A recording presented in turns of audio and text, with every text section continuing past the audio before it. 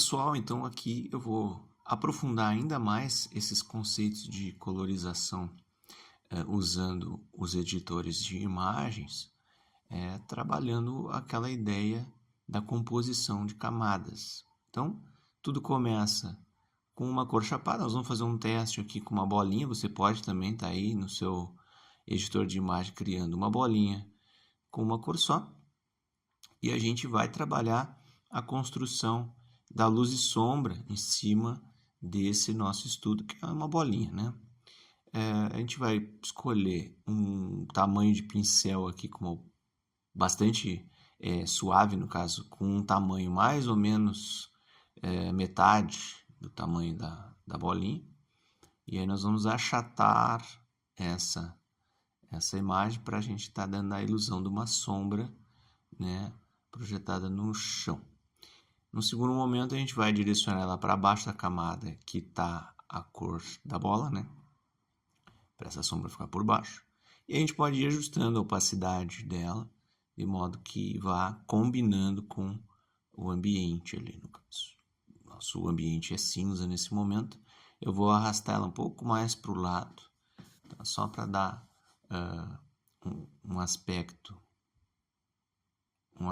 um pouco melhor, né? Eu estou com uma bola aqui na minha frente sobre uma mesa, então eu estou conseguindo fazer uma observação, né? E a minha mesa é cinza, então facilita bastante essa visualização. Eu sugiro que vocês sempre tenham nesses estudos um objeto próximo de vocês, para que vocês possam estar entendendo como se comporta a luz, né, junto com esse objeto. Tá? Eu vou criar uma terceira camada, no caso aqui toda preta. Tá? Vou pegar uma borracha com um tamanho bem suave, com um tamanho aí maior que a metade da esfera, no caso. E aí eu vou encontrar aqui um ponto que eu vou definir que vai ser o meu ponto de luz. Então, se a luz vier de cima para baixo, ela fica assim. Se ela vier da esquerda para a direita, vai mais assim. Ou então aqui, próximo de uma orientação direita-esquerda. Então, eu vou fazer essa luz vir da direita para a esquerda. Estou tentando ajustar um tamanho de pincel que me deixe satisfeito. Esse tamanho ficou mais ou menos interessante. Tá? Notem que eu estou encontrando um ponto de clique ali sobre a esfera e estou mantendo esse mesmo ponto, diminuindo o tamanho do pincel. Por quê? Eu não queria um efeito tão suave, para que a bola não tenha um aspecto tão assim suave, que seria equivalente a um material, uma espécie de borracha ou alguma coisa assim, né? Mas se essa sombra fosse menos suave, ela poderia estar representando um outro tipo de material. Então a gente tem que ter em mente o formato do objeto, o ponto que está incidindo a luz, né? Então, de que distância essa luz está e em que direção ela está percorrendo na nossa cena. Isso é importante também. E a gente tem que entender uma coisa bem fundamental nesse estudo. Então, como eu disse, é o direcionamento da luz, né? Notem que os raios eles estão batendo nessa área que a gente apagou daquela camada toda preta. Eu diminui a opacidade, né, para a gente enxergar o azul por baixo. E a gente sabe que essa segunda área aqui, ela é a área que se refere à área de sombra, né? Então, toda essa área aqui vai ficar sombria, no sentido de que não há incidência de luz, né? A luz direta, no caso. A gente está imaginando aqui que tem, por exemplo, uma lâmpada, né? Ou algum objeto que incida a luz sobre essa bola. Só que alguns raios que vão vir desse objeto, dessa lâmpada, eles vão ir até o chão, como eu estou tentando representar aqui nessas setas. E olha que interessante, quando eles tocarem o chão, óbvio, vai depender do material desse chão, mas na grande maioria dos casos, esse raio ele bate no chão e ele faz um rebatimento, ou seja, ele vai bater e vai para várias outras direções. Então a luz, ela indiretamente acaba batendo também na bola e geralmente ela acaba batendo em algumas áreas de contato com o chão, mas não somente. Ela pode estar recebendo esse rebatimento se ela tiver um outro objeto próximo dela, por exemplo, Então, a gente consegue visualizar isso.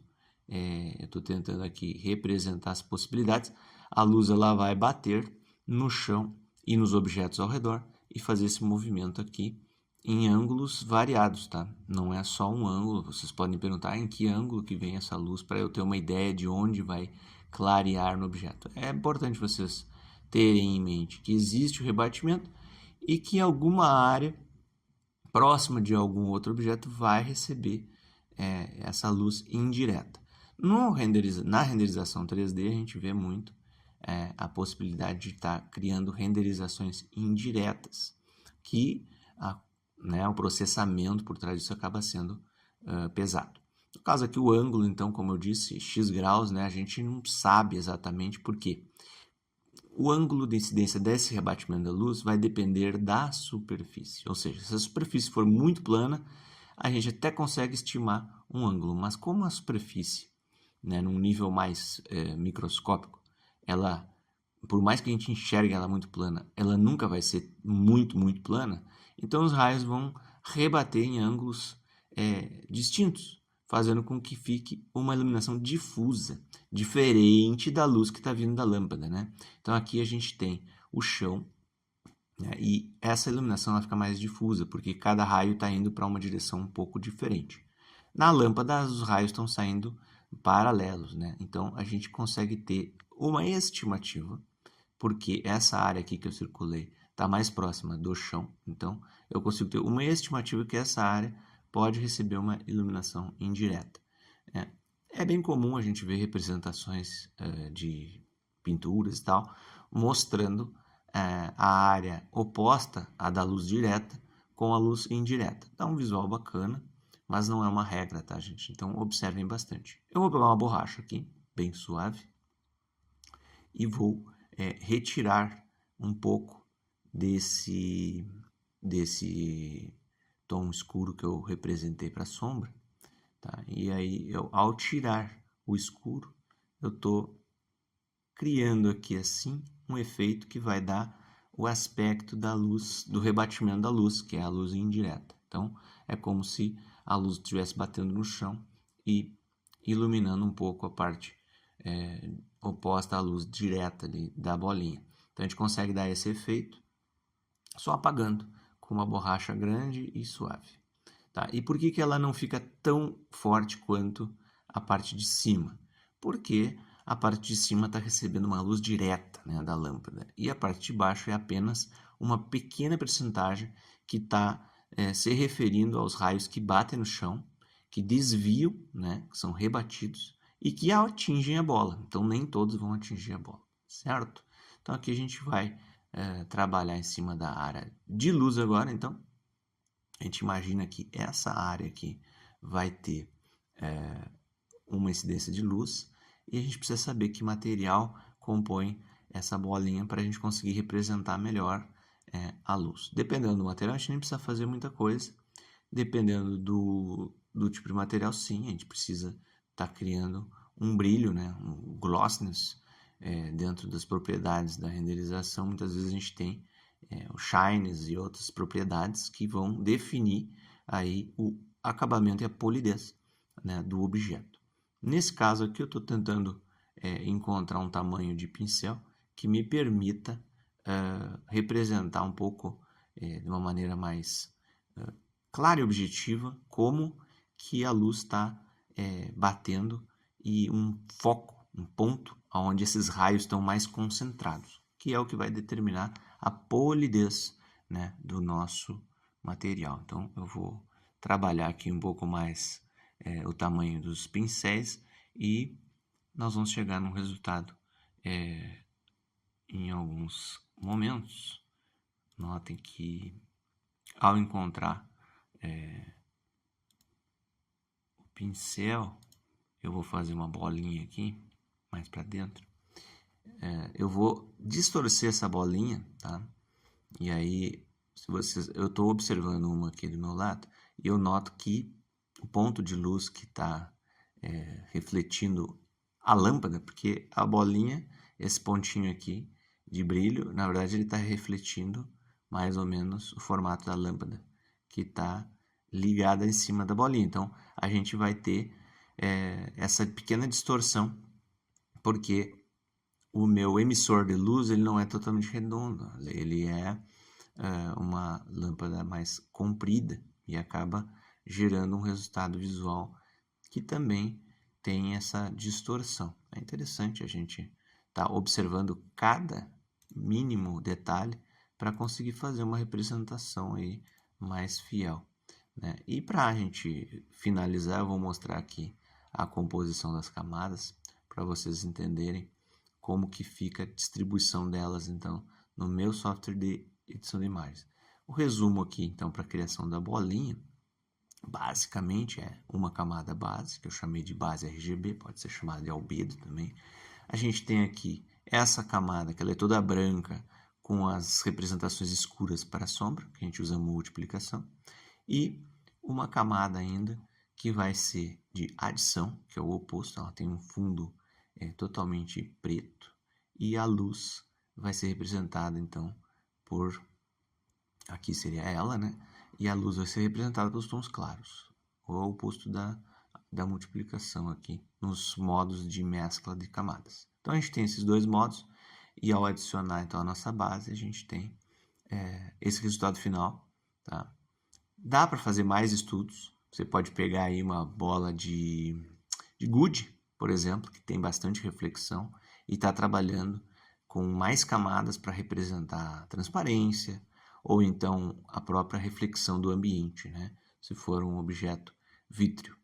O legal de vocês trabalharem com essas camadas é que vocês têm liberdade. Aqui, por exemplo, eu vou estar alterando, deixa eu alterar aqui usando o Hue Saturation, matiz e saturação, a gente pode estar mexendo, né, na cor original da bolinha, o que é bem interessante e prático. Então, uma vez que, se vocês usarem uma técnica de pintura que usa tudo numa camada só, vocês nunca vão ter essa versatilidade. Você pode ter um cliente lá que pediu para fazer, por exemplo, uma ilustração e lá pelas tantas eles querem que uma parte da ilustração seja alterada a cor. Então, se vocês usarem só uma camada, vai dar mais trabalho para fazer qualquer tipo de edição, né? Para finalizar esse estudo, eu ainda vou fazer uma alteração aqui para ficar mais claro essa visualização da luz, do rebatimento da luz. Eu vou criar um chão aqui de uma cor distinta, né? Vou usar esse amarelo mesmo, eu acho. Vou desfocar lá o fundo só para dar um aspecto mais fotográfico, né? E aí nós vamos trabalhar duas coisas aqui nesse chão. Uma delas, que é necessário, é que a sombra projetada vai ter que ser representada nesse chão, né? Então nós vamos fazer a questão da sombra projetada e também o rebatimento da luz, que é o principal aqui na minha visão. Eu vou desenhar uma oval aqui, escolhi errado a ferramenta. Eu vou desenhar um oval, preencher de preto, e essa luz que eu escolhi é uma luz não natural, uma luz artificial, que vai gerar uma sombra. Ela não está muito longe do objeto, ela vai gerar uma sombra bastante dura. Se eu estiver representando uma luz solar, por exemplo, que o sol está muito distante, a gente consegue daí estar trabalhando com uma sombra mais difusa. O que eu quero dizer com isso? Que os cantinhos dessa sombra eles vão ser mais esfumaçados, tal qual aquele fundo lá que eu borrei também, né? Mas não é o mesmo, né? Pelo mesmo motivo, eu borrei para parecer algo mais fotográfico, para lembrar o desfoque de uma câmera. Mas aqui no caso da sombra poderia ser um desfoque para representar a distância, né, que essa luz está do objeto. E quanto mais distante, até vou usar uma borracha aqui para representar que os raios eles estão batendo no chão e estão se dirigindo para várias direções diferentes, então acaba gerando esse degradê aqui, mas também poderia ser ela toda escura, não teria problema. O principal agora aqui é fazer a representação, até não gostei muito dessa sombra, mas o principal mesmo aqui é a gente fazer a representação da área de rebatimento da luz. Então a gente vai pegar aqui um pincel para poder pintar essa área que a gente já tinha apagado na sombra, onde eu vou criar uma camada, vou pegar a mesma cor do chão, que é esse amarelo, e aí nós vamos ter um resultado um pouco diferente, né? Olha só, eu vou pegar um pincel um pouco maior e vocês vão ver que a incidência da cor do chão, que é amarela, ela é refletida pela superfície da bola. Tá? E se vocês começarem a observar no dia a dia de vocês, vocês vão ver isso com uma frequência muito maior. Tá? Se vocês tiverem que fazer um teste bem fácil, assim, se vocês tiverem uma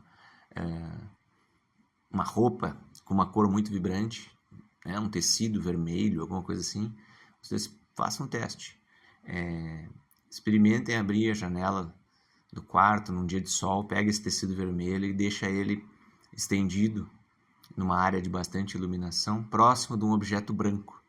Aí vocês vão ver a parede mesmo branca, ela vai ficar meio rosa, avermelhada, porque a luz que está batendo nesse tecido, ele vai se espalhar pelo ambiente, fazendo esse mesmo efeito que a gente está reproduzindo na bola aqui, fazendo com que essa partezinha da bola fique amarelada.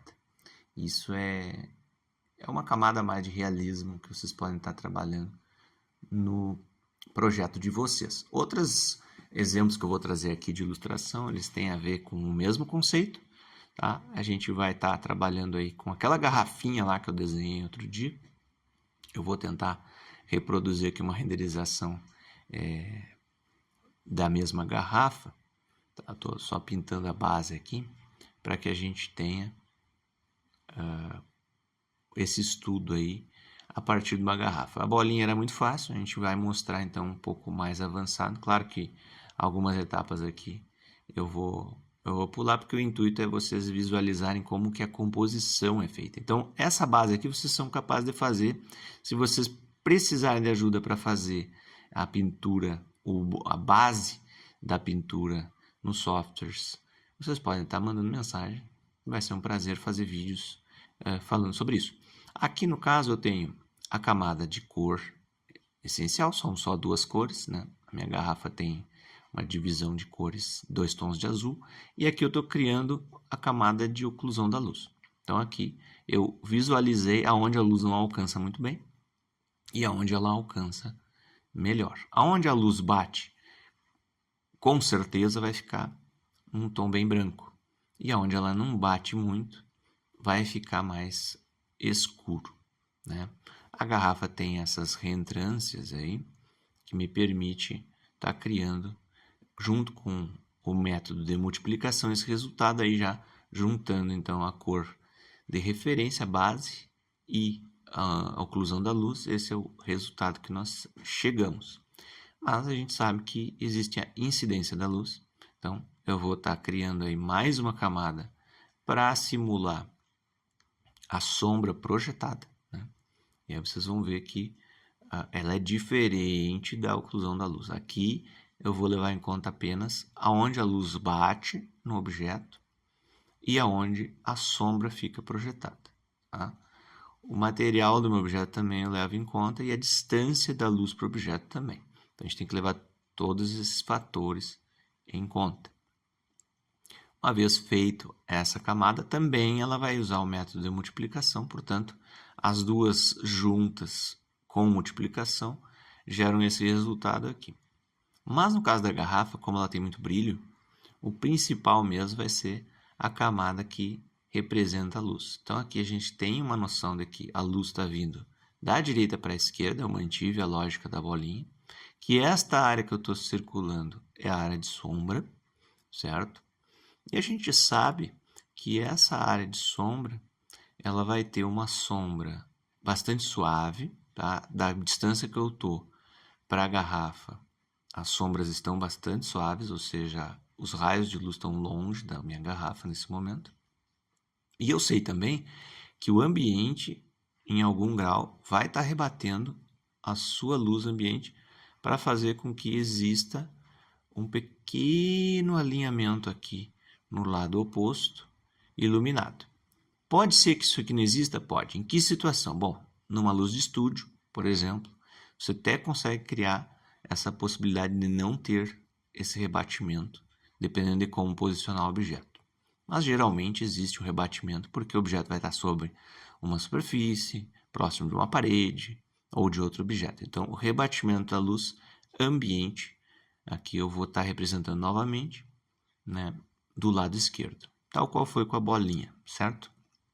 Só que dessa vez eu estou representando em toda a lateral, para que eu consiga representar o que eu estou vendo, né? Porque eu estou vendo a minha garrafa está próxima da parede, então a parede como um todo está rebatendo a luz. Por fim, nós temos mais uma camada, essa sim, que eu falei agora há pouco, ela vai ser com a base toda preta. Nós vamos usar o método de adição, que eu já mostrei ali no exemplo anterior, e a gente vai ter esse resultado aqui. Esse resultado aqui, onde o preto é a base e os tons claros vão ser a luz, nós vamos usar a adição, né? Então aqui o segredo, o pulo do gato é a gente conseguir fazer os tons principais e alguns mais fortes, mais próximos do branco, para representar o brilho, que é muito importante em objetos que têm alguma transparência ou plastificados, essa característica, né? A gente sabe também que a luz bate de cima para baixo, então a tampa fica bem iluminada, certo? E algumas áreas aqui também ficam mais iluminadas, ok? Essa área circundada aqui e essas duas, né, a mais essas três ao todo, são áreas que eu identifiquei bastante gloss, ou brilho, né? E essas áreas são fundamentais para trazer um pouco mais de realismo para a cena, porque ela vai nos representar aonde existe um polimento, uma polidez sobre o objeto, quer dizer que ele é bem liso, né? Como ele é de plástico, é importante. Então a polidez do material tem muito a ver com a forma que a gente representa a luz, né? Então aqui está representada desta forma. Portanto, ao mesclarmos a solução como um todo, nós vamos ter um resultado aí que vai mesclar a representação da luz, né, a cor base e as suas sombras. Tá? Ali a cor base, aqui a luz, tudo junto já fica assim, já gosto desse resultado. Mas aí conforme a gente vai adicionando as camadas de sombra, a gente vai percebendo aí o grau de realismo que vai subindo. Eu coloquei mais uma sombrinha de oclusão lá embaixo, junto com o chão. E aí está a nossa garrafa. Se você quiser também, você pode estar experimentando com objetos simples como a garrafa. Eu trouxe um bem complexo, que já vem do universo 3D, mas que vai ajudar a gente a visualizar como que é gerada a imagem, né? É um reforço. Então, para a gente fixar bem essa ideia. De início, nós temos esse carinha aqui.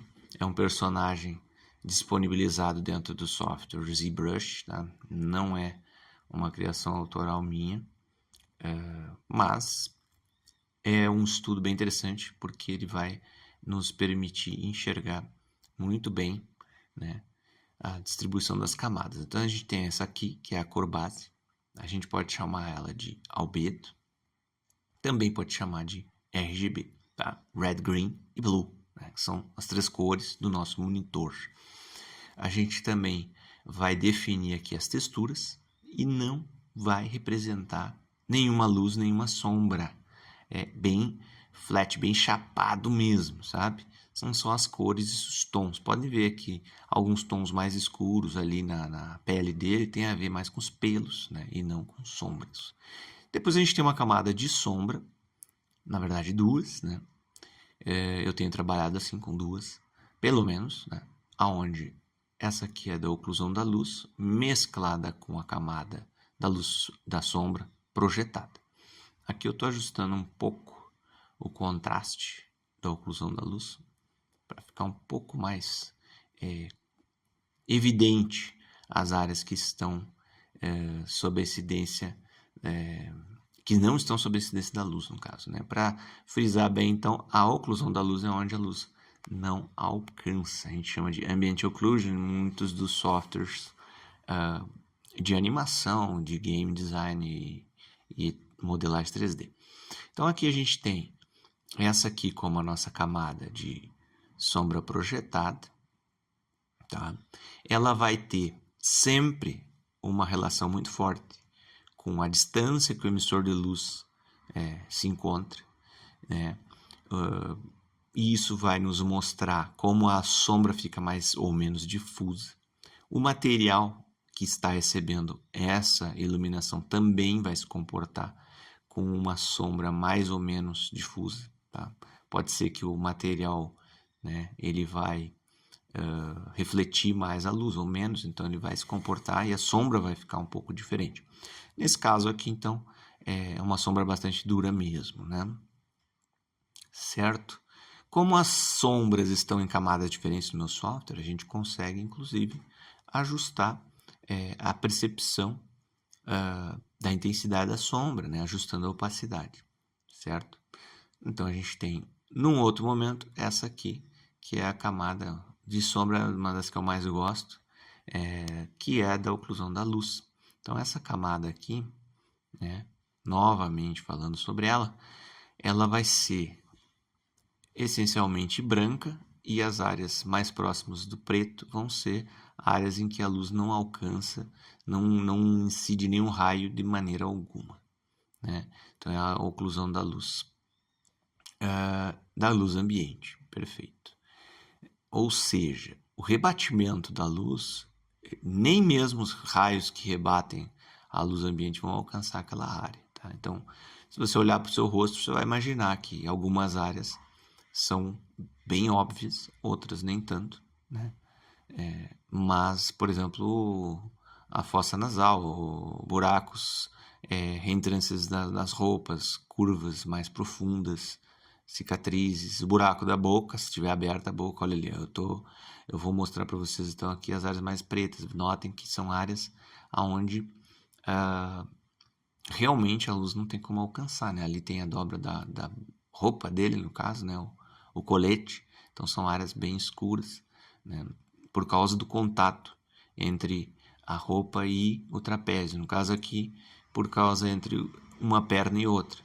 Já nesse outro lado, a gente tem muita luz, né? É uma área que praticamente não tem sombra, a luz está pegando muito em cheio. Então a gente consegue visualizar muito bem essas áreas, né? Elas são brancas, certo? Então essa aqui é a oclusão da luz. Claro, o software 3D gerou isso para nós, mas a gente tem, com observação total, capacidade de estar desenhando essas camadas por conta própria, né?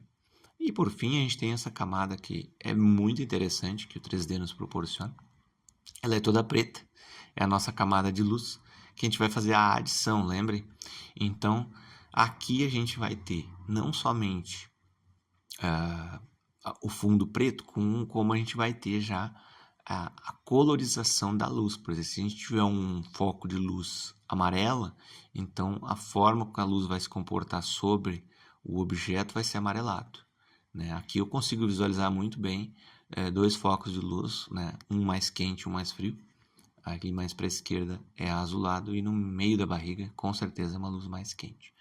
A reflexão da luz ela vai trazer essa questão da dureza e da suavidade da luz, tá? Dependendo do material.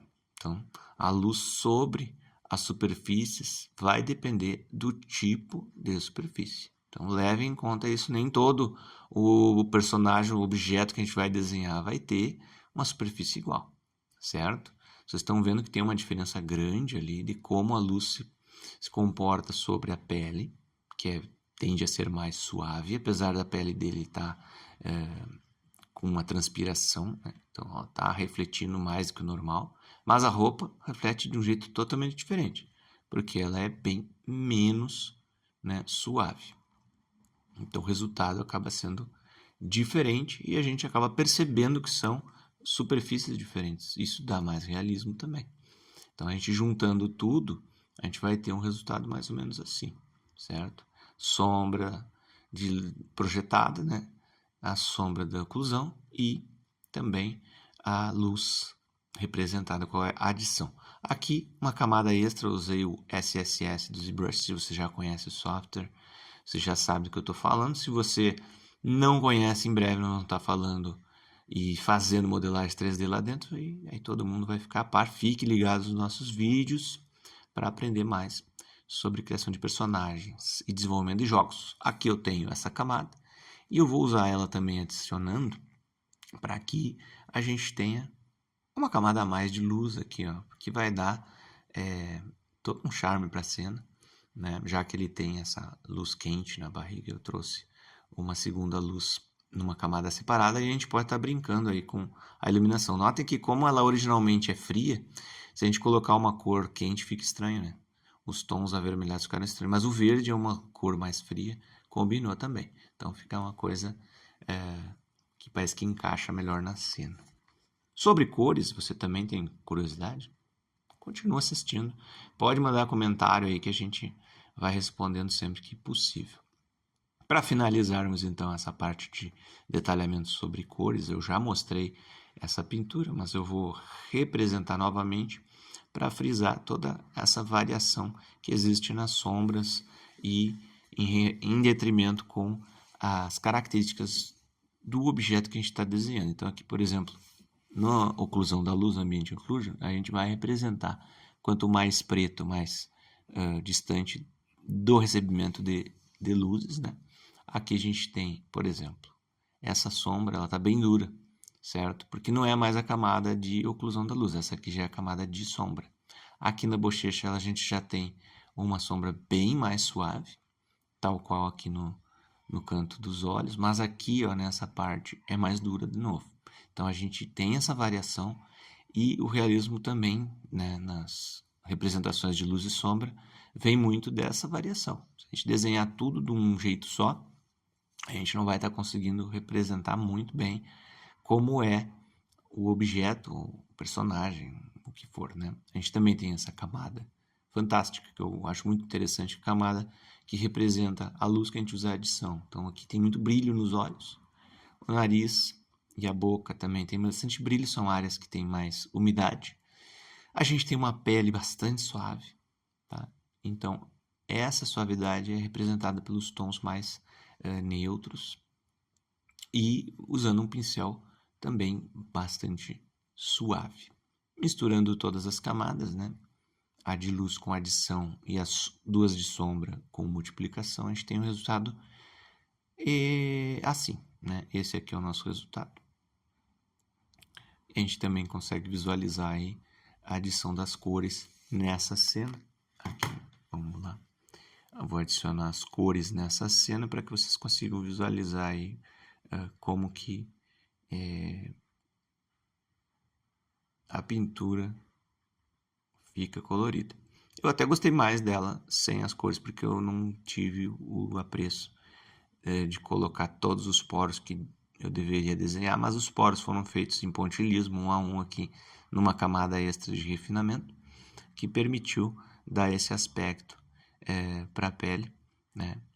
Que o realismo também depende muito disso, gente, das camadas que a gente vai dar, das variações de tons de pele, certo? Então aqui a gente resumiu bastante a construção e a composição dos nossos objetos.